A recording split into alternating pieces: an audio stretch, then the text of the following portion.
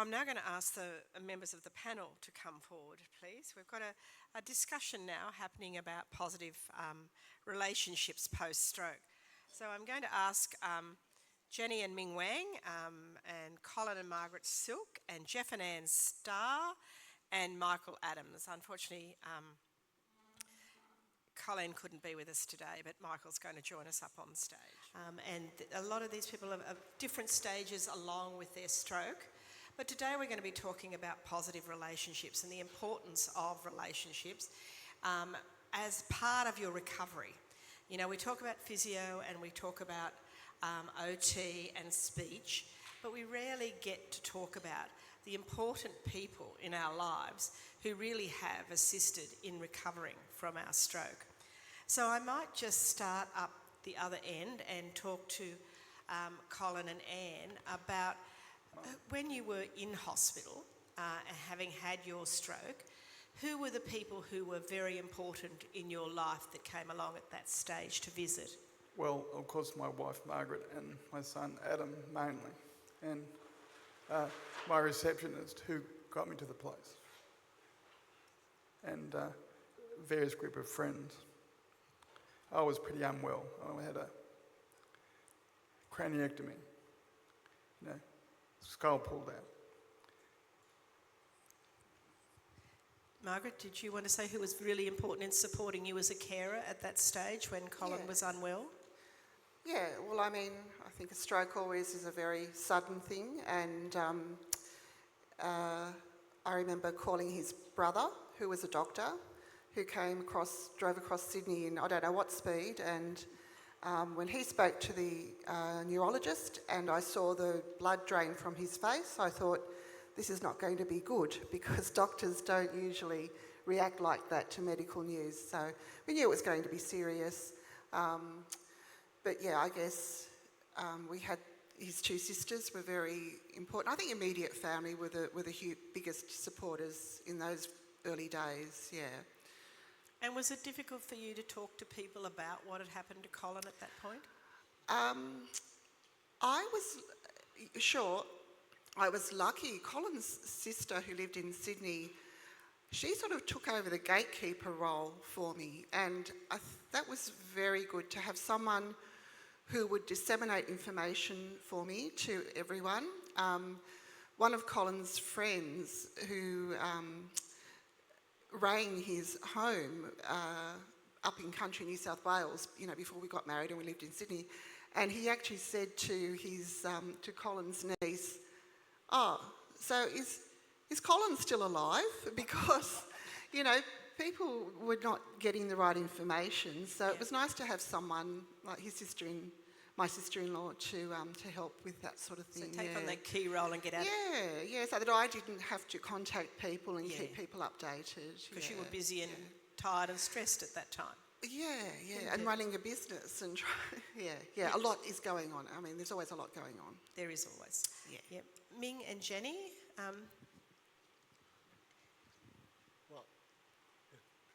Just going through who was important in terms of relationships at that point for you, because your children would have been a lot younger than what they were now. Yeah, 12 years ago. So closer to your mouth, please. Essentially. Glebe and 5:30 and toilet and 4 and toilet. Yeah. So were you at home? I woke up in the morning. I'd left Ming watching the London Olympics at 11 o'clock at night, and he wasn't in bed in the morning. Then I found him collapsed downstairs. Right. Had a stroke.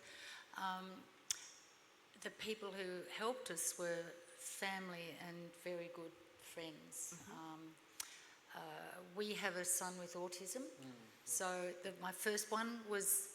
He was okay to stay at home while I went in with the ambulance. And once I got into hospital, I rang a friend who is very good with Ryan.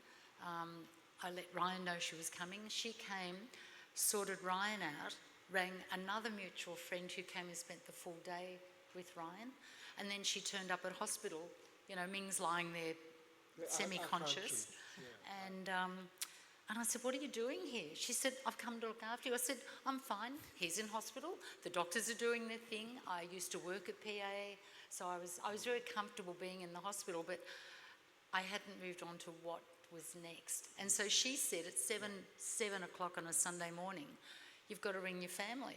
I said, well, they're asleep. She said, you've got to ring your family. You know, it's the worst phone call ever to have to make. Yeah. And then I rang Ming's side of the family, my side of the family, and then they all contacted everybody.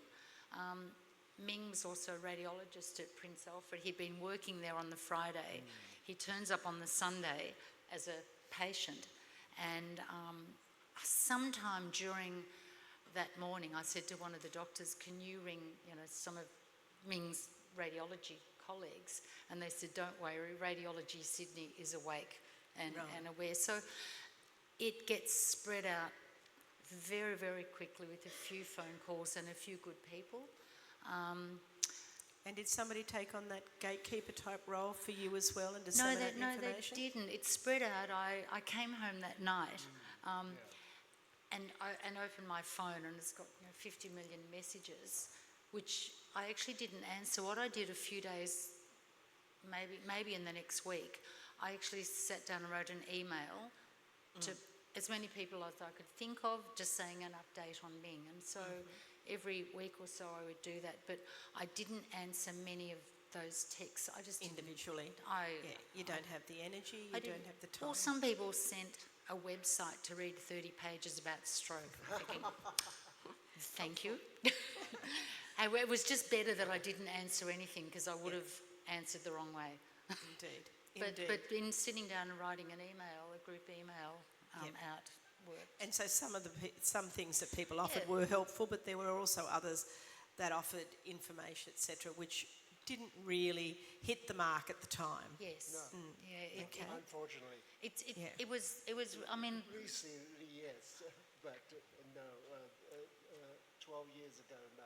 It's a bit of a time management thing, but look, no one prepares you for it. You don't want to be prepared for it, but I think I was so busy worried about him that I just let things go through. And I saw that once I sorted out, his family was contacting, my family was contacting, radiology was contacted. I just left it after that and let people deal with it. Yeah. Okay. Geoff and Anne, did you want to address any of that? Thank you. I'll let Anne answer most of this, because basically I was in the back of an ambo getting flung around in Sydney and then in hospital, so I was oblivious to what was going on. Oh, you've got one. Is it on? Unfortunately, Geoff's stroke was a week before lockdown hit, and so Geoff was admitted to hospital and then transferred to a rehab place, and then I wasn't allowed to see him for 3 months. I was not allowed to visit, so we relied on mobile phone communication, and Geoff's relationships developed with the staff at the rehab hospital. His OTs, his physios, his speech therapists, the guy that came to speak to him about what he could eat and what he couldn't eat. So in some ways, I felt as though I was helpless, and in some days I got 26 phone calls. We relied on the mobile phone. I actually petitioned my local member to be able to go in to see Geoff, and I was allowed in to see him one day when I gave him a haircut and cut his fingernails. So the relationships that were important to me were my family and my very good friends, because I couldn't even see Geoff, and Geoff's relationships developed with his staff members, but also he had phone calls from those that were important to him, his friends and family, but he was also exhausted and could not spend a long time on the phone. So it was, really a very difficult time. So ongoing relationships have improved and that sort of thing, but yes, it was a difficult time.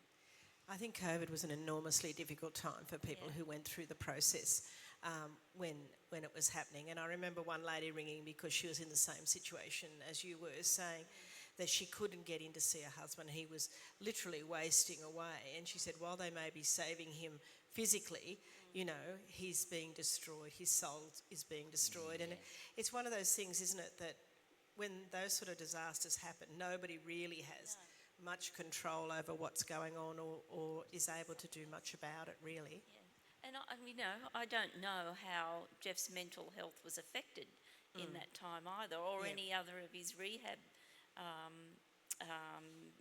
services that I could have actually helped with. Who knows? But we'll never know that. But yeah, so friends and family was so important at that time for both of us in isolated situations. And Michael? Yes, For I yours? agree with that. Friends and family are very important. A couple of thoughts struck me as people were speaking. Perhaps the most important thing in my experience is people with positive outlooks on life cope better with the disability. I was in hospital with, there are 4 people in my room, and I've met one since, and he's gone downhill because he has a negative attitude. And I just say to people, if you can get a positive attitude, you're more likely to survive. I was lucky in the sense that it happened I had the stroke, or one of them anyway, in our living room, and my wife was on the phone when I passed out, and an ambulance was going past down the road, and they just called in and picked me up and took me to the hospital. They gave me the magic medicine, which stopped a lot of the nonsense that was going on in my brain.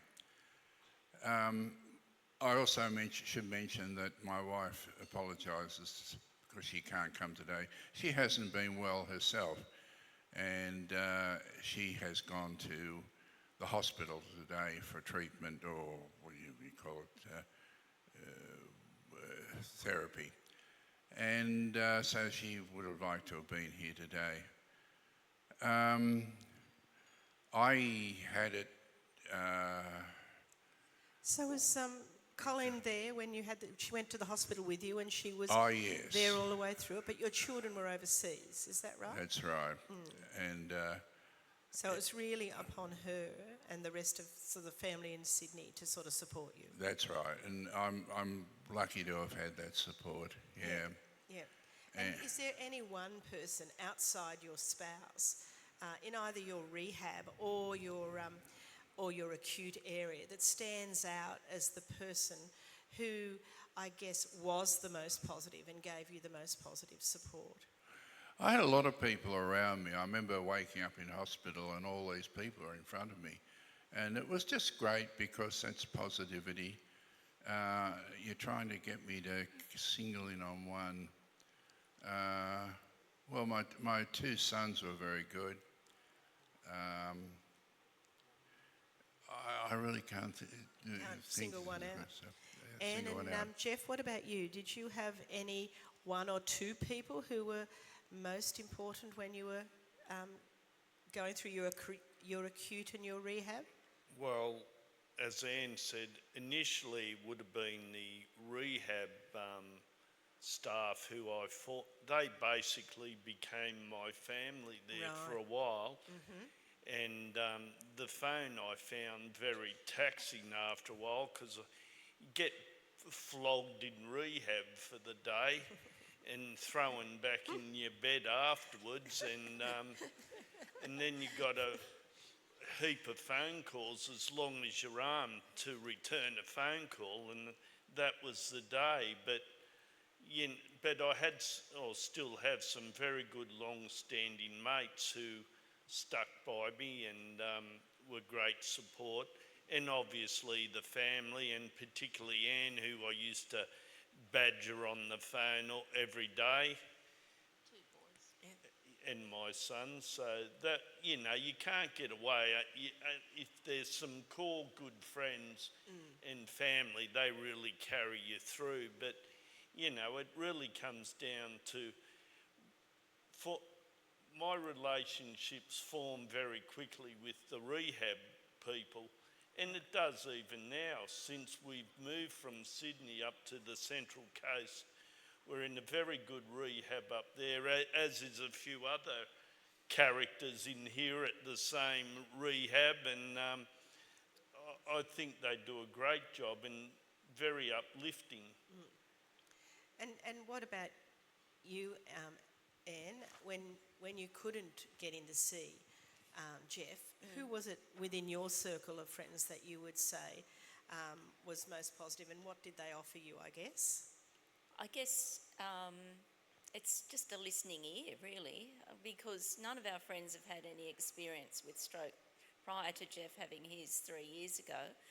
So it was a learning experience for all of us. So a listening ear, and, you know, the kindness of people was just outstanding. They'd deliver meals around to our door, and, you know, it was just, it galvanised our friends and family. And I have to say our two sons were outstanding, and at that time one of our sons is a teacher, so he was working from home because of COVID, and so he came and spent the day with me every day. So he was, you know, I have to say, a lifesaver. And my dog.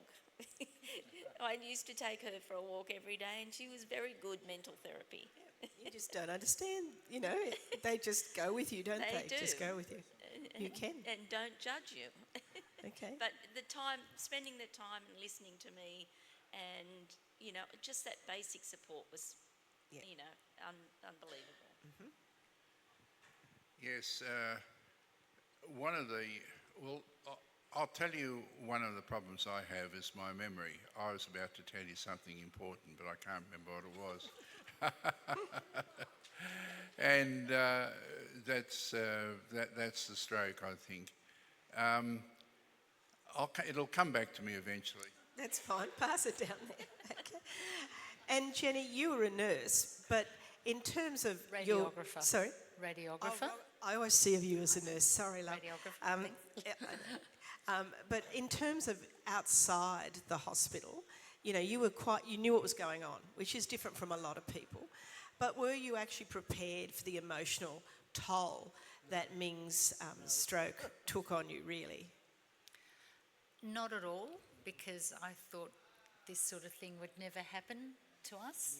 We were, Ming, he was fit, active, healthy, all those sorts of things. And it was, when I found him at home, in my head I said he'd had a stroke.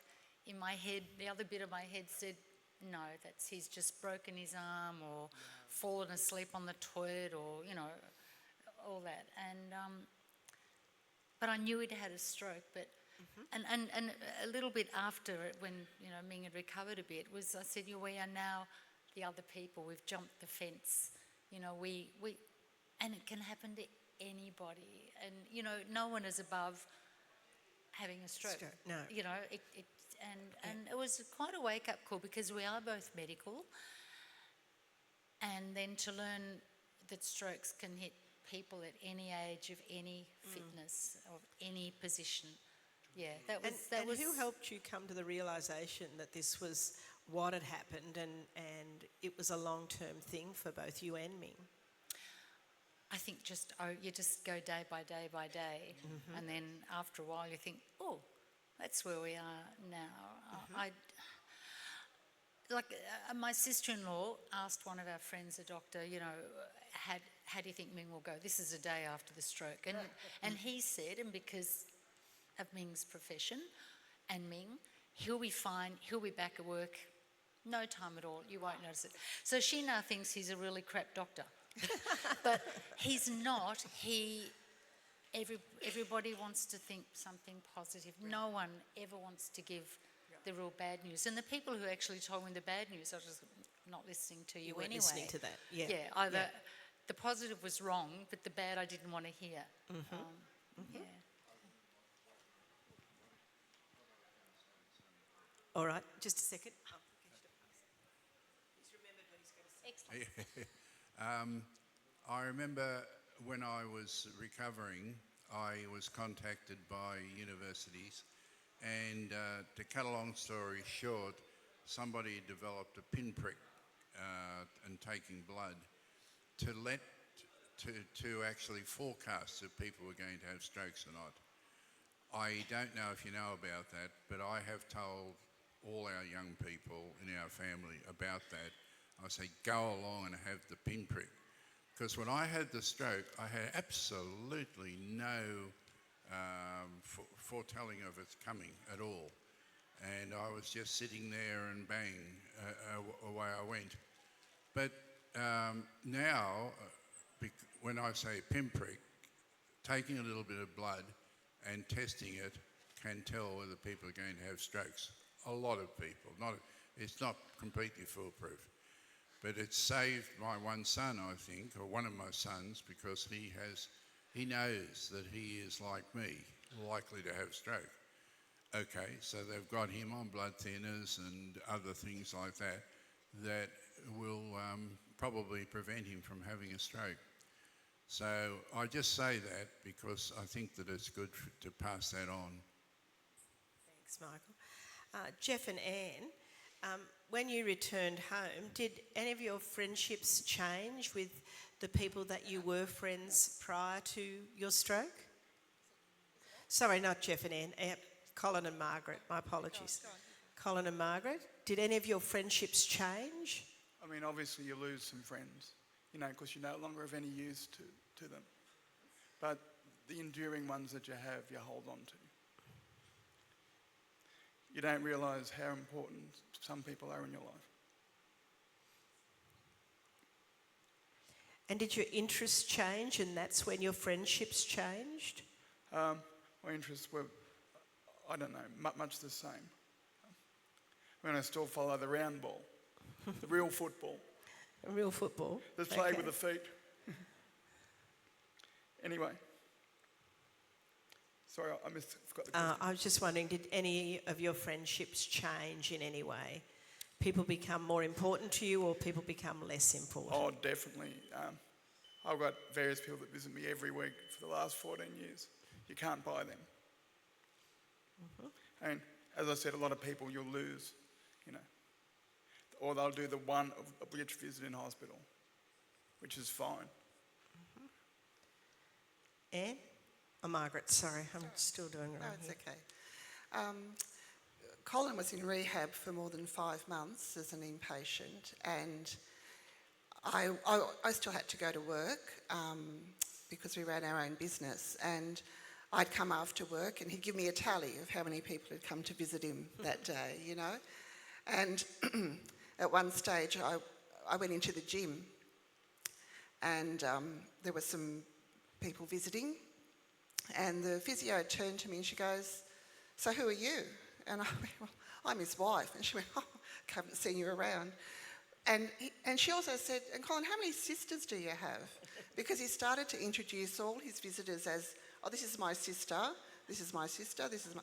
So he only has 2 sisters, but I think he had about 8 by the time rehab was over.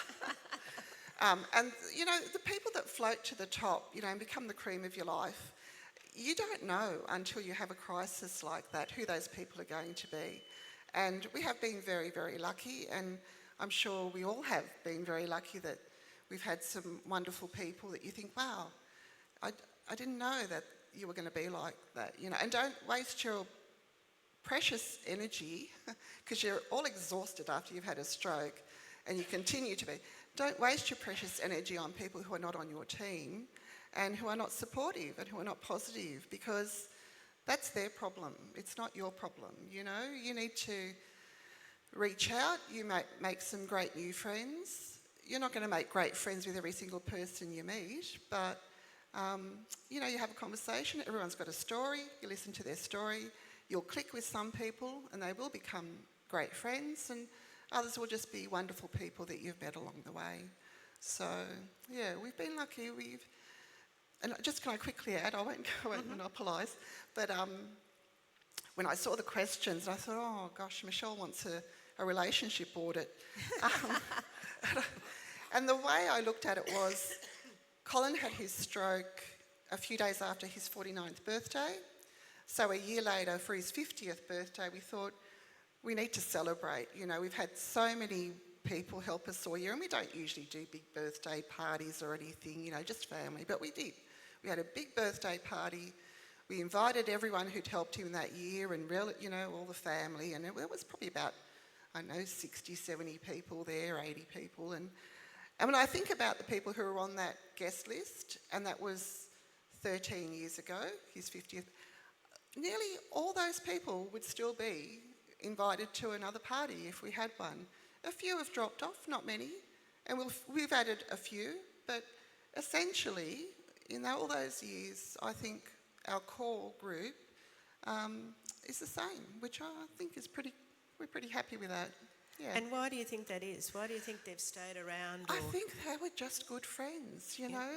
Very few, some people have moved away, so you've lost contact, but you know, you make your friends earlier in your life. I think you're very, very lucky if you can make good friends later in life. It's very difficult, very rare.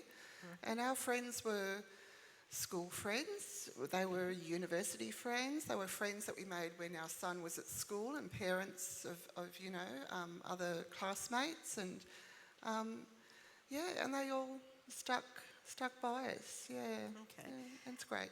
And my final question, I think, to each of you is how important has attending the Stroke Club been in terms of you creating new friendships, and what's been important about that for you? I mean, I guess meeting people in a similar situation to you, you can maybe offer them something and they can offer you something. Okay. And the question? Sorry. Ming, in your case, it's been the choir. So what's been important in that for you and relationships as well? Singing and talking, slowly talking again, but singing first. Singing and first. Later, talking. Okay. Yeah. Interesting. Indeed. Phenomenon. So it gives you an interest, other than just the stroke as well. Do you mean you sing better than you talk? It's easier to sing than it is to talk. Yeah. Right, okay. And I think a lot of people with who suffer for some form of aphasia find it much easier to sing than to talk. Different arm. Yep. Different arm. Different problem. Different problems, indeed. And Jenny, for you going along to the choir, how has that been important in developing relationships and I guess forming new ones? Well, I get to see Ming at the choir where they've all had stroke, but they're all different types of strokes. But it's become such a lovely community because it's you are who you are. And I was just saying to somebody at lunchtime, when we went online during COVID, it seemed to work well, but when we got back together as a group face to face, those relationships, friendships, I saw how important it was to be actually at the choir rather than online. For me, there's a group of us, we drop our partners, we go have coffee, then we all have partners who've had strokes, and you can just put it out there. No one solves any problems, no one's trying to save you, no one's, we share information, and what happens at coffee stays at coffee, and it's really empowering is the wrong word, but gives you confidence that you're going okay. In the right direction. Yeah. Yeah, it's really good. Okay. And Geoff and Anne, I'll just ask you to also expand on the idea of how your relationship with each other has changed as a result of your stroke as well. I think it's probably put us closer together.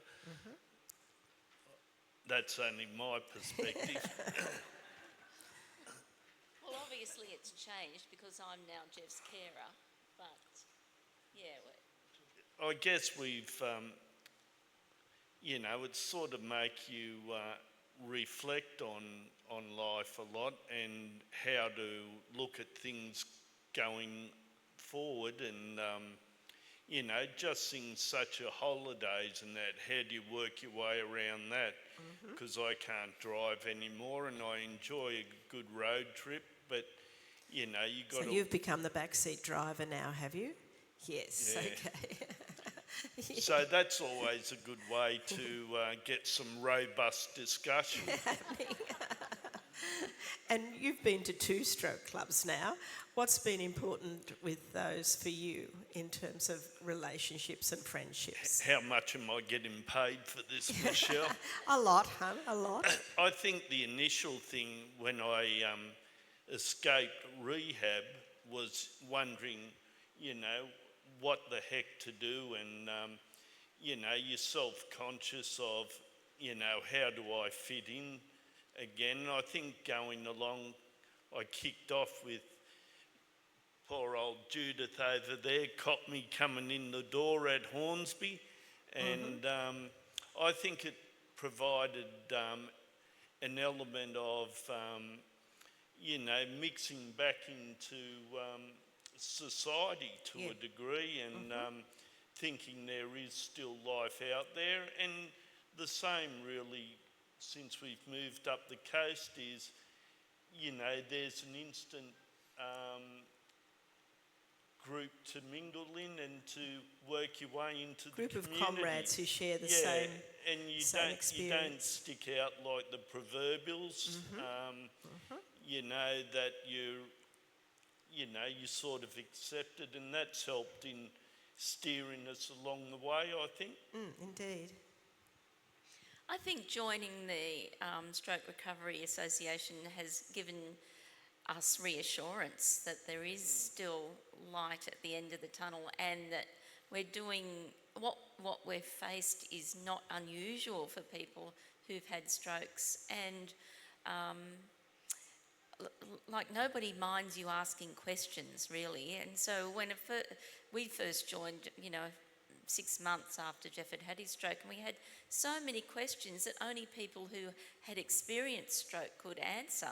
And so having that reassurance and picking people's brains and talking to other carers, and, you know, Geoff was able to chat to other people who'd had strokes. I mean, every stroke is individual, but it does give you that reassurance that, you know, you can keep going on, and that's what we've done. Thank you. Michael, you've been to both a choir and a stroke club again. So for you, what was the benefit of building a relationship and friendship through a stroke club or a choir? Well, it's hard to describe. I mean, you make new friends. I like singing, so I remember when I had the stroke, I missed that most of all, but now I'm in a stroke choir online, you know, on the computer. And I have got the details of the one that was talked about today, and I might go and join that. But yes, so what was the other question? The other question was about, you know, your relationships that you've built as a result of being part of a stroke club. Yes. One thing I just want to say is there is an advantage of having a stroke. You get out of a lot of things. You don't have to do as much as you did. You've got a good excuse. And my excuse, I forgot. And I'm allowed to forget and all that sort of thing. So hang on to the positives. What was it again? About your relationships at a stroke club, Michael. I'm assuming you've built a few over the time. Yeah, we have. Not many, I must say, but a few, yes. And most of our relationships are ongoing from the old days, really. And it's nice to hear that, actually, because it's not always the case, is it, that people stay around after stroke? So it's nice to hear from each of you that it is what happens, and that people... Well, even you see, we knew you before. Yeah, you didn't know me before the stroke, but you did know me after. A cousin of my wife. Cousin. Wow. It's amazing how you can reconnect with family too, isn't it? From a place called Misaboti. Misaboti. Anybody ever heard of Misaboti? Don't expect to. Two people came from Mr. Body, my wife and yourself. That is correct. That is correct. In the last probably 6 years, Ming, as well as being the stroke choir and also a speech group with Rosemary, he's also in a regular choir in Pyrmont, which is a no audition choir. He goes to a men's shed as well. And the nice thing about the men's shed, when I rang and said, look, Ming has had a stroke, will he be okay? The man who was running it said, actually, we're a men's shed. We're here for men generally older age group. Another man had dementia. So they have now put in, or were looking at putting in someone to be there on the day Ming and the man with dementia were there, to deal with men who are in the shed who will probably be developing other illnesses, disabilities along the way. Okay. And so I think it's quite positive in just the general population. Yeah. For you as well as the stroke groups, which are probably more relaxing, but it shows other people how else they can be more inclusive. Indeed. And Margaret and Colin, did you join other groups other than a stroke club after Colin had his stroke?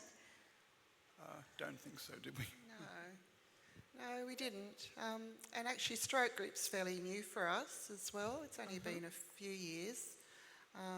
But it's been great, like you said, to be able to talk to other people who've been through it, and there's no judgment, and you just ask questions and people are very happy to share, and everyone's got a story to tell you, so it's been good.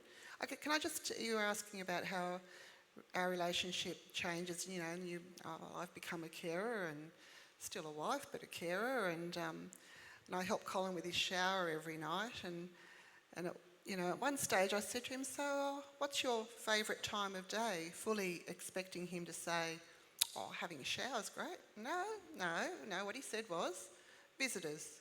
So his favourite time of day is when he gets visitors. So that you can't underestimate. Just popping in to see someone, have a coffee with them, even just have a chat with them, it becomes the highlight of your day sometimes. Yeah. Oh, it's great. Yeah. Okay. And what about for you, though, as a carer and having relationships outside the family? Was that important? I'm not a huge social person, so I never had a huge group of, people that I went out with or anything, so it hasn't really changed for me. I'm happy with my own company, and like I said, we have very good friends, and we'll go out for lunches and things like that. So that didn't change too much. And you're a bit more limited in what you can do, but friends understand that. That's what friends are for. Yep, indeed. And Jenny, I know Ming goes off wandering on his own, walking a lot. He likes to do that sort of thing. So what about your relationships with Ming? Has that strengthened or has that changed in any way? Well, it had to change because Ming really doesn't speak and can't write, can't type. So Sometimes. all the running the housework, the household. So the role has have changed fallen quite on me. significantly. Yeah, totally. Yeah. And then as a carer, how do you then get your support for all of that sort of I walk. I do a lot of various sport things. I value good, friendships. I think actually just getting out and walking off the energy, swimming the energy. Yeah. And I've just got not a massive number of friends, but I just do single things, with one or two other friends quite a lot. Yeah. So going out to coffees and that sort of thing. I've also started doing ceramics, which is my meditation time. Okay. It really, it's because no one can, it's 4 hours of just in a pottery workshop working. I'm not very good, but I just need that downtime. Right. But we also have a son with autism. So I think I learned a lot of these self-preservation things through Already Ryan. in place. And they kind of clicked in when Ming had his stroke. Not As that I, well. wanted that. Yeah. But I think I think, as life goes on, in dealing with Ryan and his issues, I've learnt what I can and can't do. I've learnt to say no, and that's really important. Yep. And I'm learning when I'm tired, I go, I go away, I get a break. Indeed. And Geoff and Anne, what about your time apart? Do you do other things other than Stroke Club that give you an interest outside, say just the relationship with each other? Yeah, one of our downsides is where we moved to up the coast. We're only a couple of minutes from Erin Affair, so if I don't know where Anne is, I've got a fair idea. But I have joined, or we've both joined an over 50s leisure club, which I just qualify in.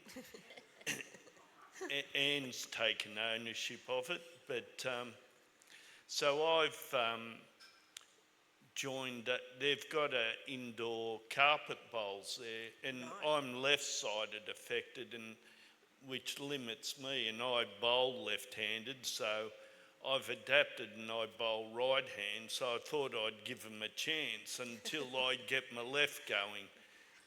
Again? Yeah, anyway. Yeah. Well, you can compete in the Hunter Stroke Olympics, can't you? I could. Yeah, indeed. Anne, what about you, love? What have you I've been joined doing? the same club that Geoff had, and I go to fitness classes when I can, but we've also got 3 grandchildren up there, so that gives me a lot of joy as well. But I just wanted to say that our friends that have been so supportive of us have adapted to Geoff's limitations now so well. Geoff, and I think it's probably quite common for people who've had a stroke, his attention span is shortened. He can be quite impatient. He doesn't like a lot of... That's a bit harsh. He doesn't like a lot of noise, and obviously he used to go and play, sport with his mates as well. So that's had to be adapted to as well. But everybody has taken that on board so well, and then things are just done differently, but the friendships remain the same, and that's been so important for us. And as Geoff says, I'll head to Erin Affair or go out for a walk or, chat to a friend. So that's how I survive. And you moved back to the Central Coast to be close to family. And Well, we had a few issues. Our house was okay, but it was at a point where it needed a lot of work doing. So we thought rather than work on that, we've always wanted to move out of Sydney. Central Coast probably wasn't our first choice, but we knew we had that support network there. So that was the prime reason for moving there.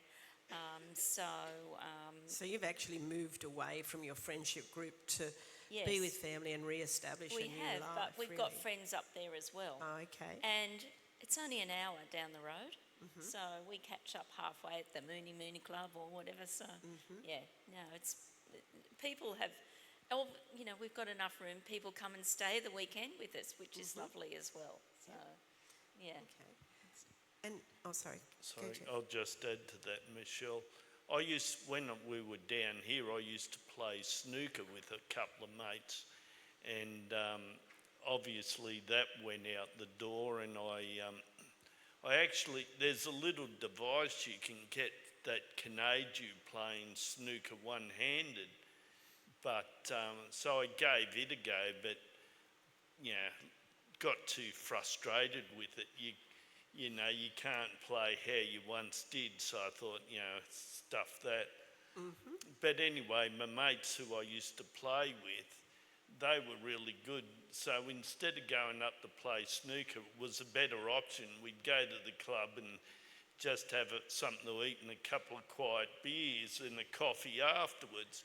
So they changed our patterns. We still got together and still kept our friendships going, but snooker took a back seat. But That's a nice idea, isn't it? gave us time to have a bellyache instead. Yeah. And whinge about your wife's going to Erin Affair. That helps. And what about you, Michael? Did you have other groups that were important to you Yes. after your stroke? Let me say what I'm just trying to remember. Okay. My wife and I are both concerned at the moment because we've just turned 80. Now that doesn't concern us, but it's just that our health and well-being is going down. And we own our own unit and all that sort of thing, and we're worried that we're not going to be able to keep owning our own unit and looking after it. What happens next? Where do we go? We're not all that keen on going into one of these, I call them old people's homes. What do you call them? What are they? Supported accommodation is what I Supported call it. accommodations, yeah. My wife doesn't like me calling them old people's homes, but we're not really keen on that. So that, I just bring that up as an issue that, I mean, all of us will have to face one of these days. You just get too old to maintain your own independence and look after a unit or a house or something like that. But you have a lot of support from the people within the actual unit complex that you live as well, don't you, and Colin, from other people who live in that complex? Yes and no. We do. We've got a lot of friends there, but well, we get a lot of support at the moment because one of our granddaughters is living with us, and she's tremendous, a really great cook. Okay. So if I was to ask each of you, what would be the best tip you had for people about relationships outside the medical profession post-stroke? What would you say? I'll start with you, Anne. I would think if people offer to help you, snap it up. People generally just want to help, and you have to sort of almost swallow your pride and say, no, instead of saying, it's okay, I can do it. I think if people want to help you, so if they want to help you,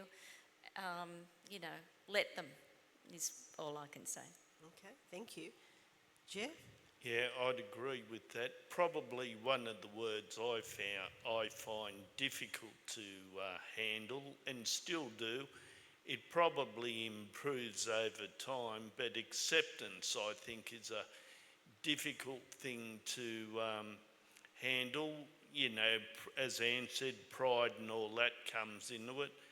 But mates are, because I'm reliant on being chauffeured around, and so people will want to come pick me up and go here, there or whatever, which is great. But after a while, I think, it does grind you after a while. But as they say to you, well, Geoff, what would you do in return? You'd do the same, wouldn't you? I was, yeah, okay, fair comment. But, so you also got to try and look from their perspective.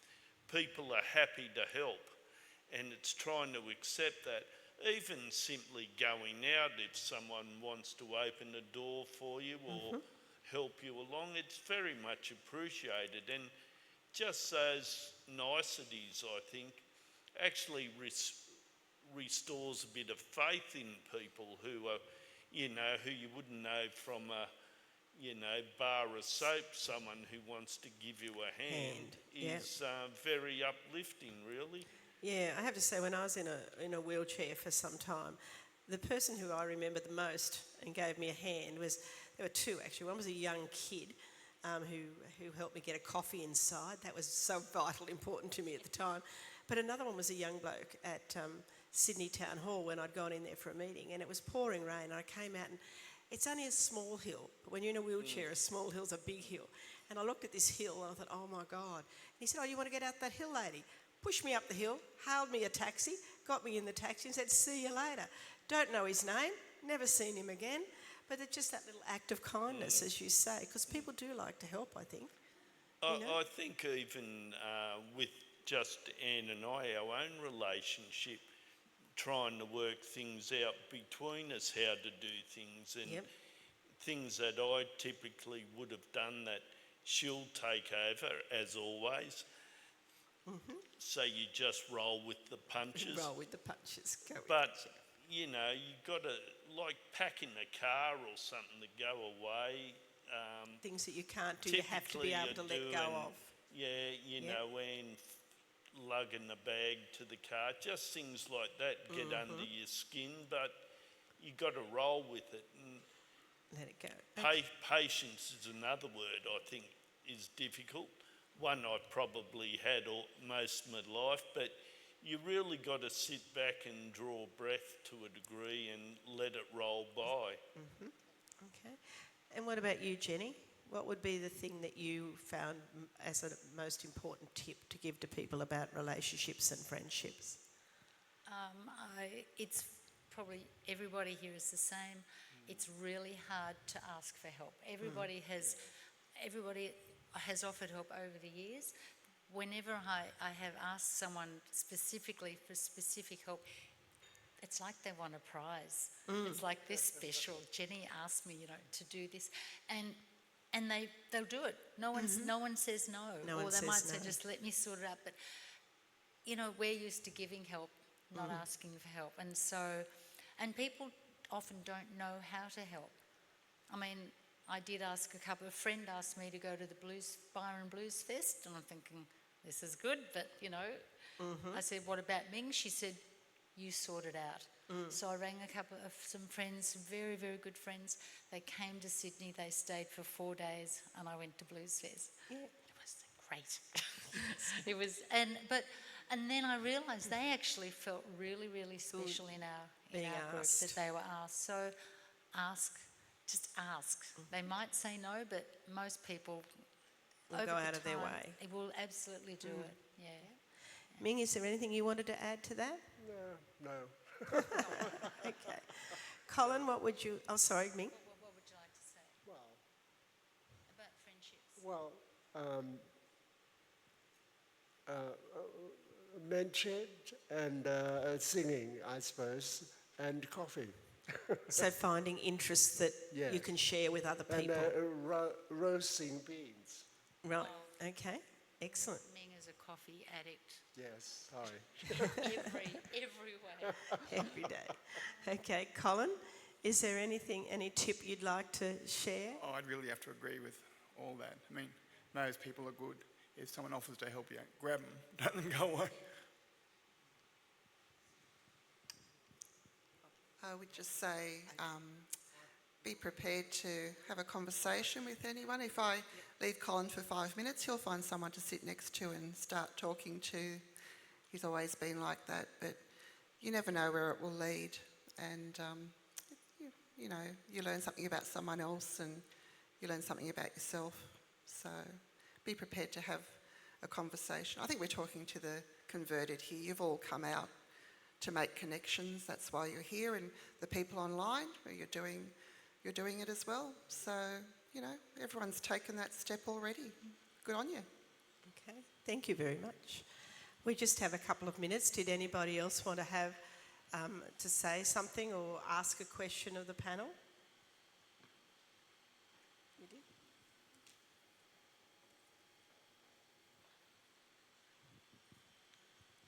Hello.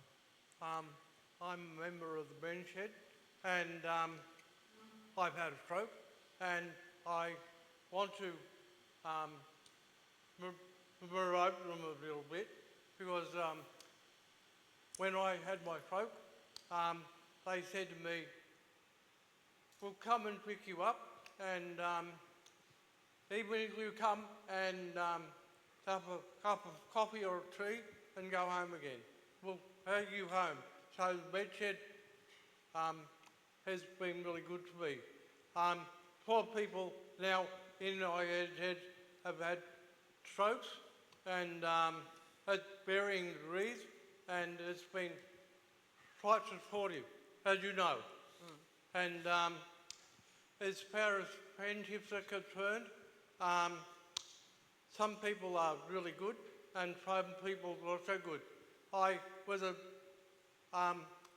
boy came to our office and he got thrown in deep end and I helped him out.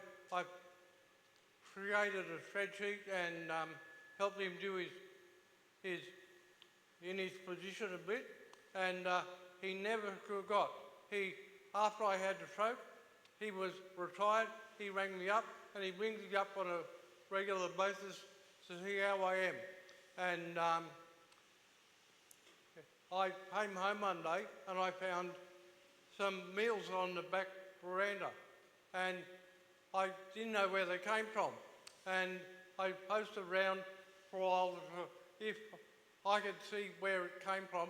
And one day at the coffee shop, a woman said to me, did you get the soup? I said, was it you? He said, yeah. And as a woman that I don't really know, I used to see her once in a while at the pool when I used to go swimming, and she heard I had a stroke, and she cooked some soup and left it at my back veranda for me. Okay. Well, that I guess sums that up really nicely in that you can make really good new friends through organisations like your Stroke Club or Men's Shed, or you can reconnect with old ones, and old ones stay around and are very important.